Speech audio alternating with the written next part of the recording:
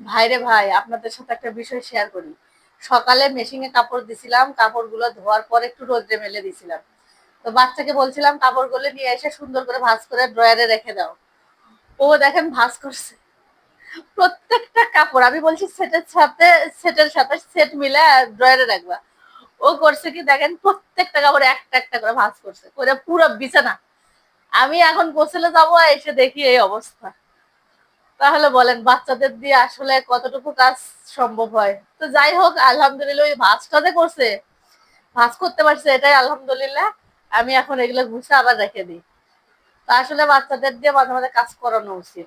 আপনারাও কাজ করাবেন, আমি এখন থেকে ওদের দিয়ে কাজ করাবো, কারণ একা কাজ করা আমার জন্য অনেকটা টাফ হয়ে যায়। শরীর ক্লান্ত হয়ে যায়, আর তারপরেও ওদের দিয়েও মাঝে মাঝে একটু কাজ করানো উচিত, তাতে ওর কাজটাও শেখা হবে।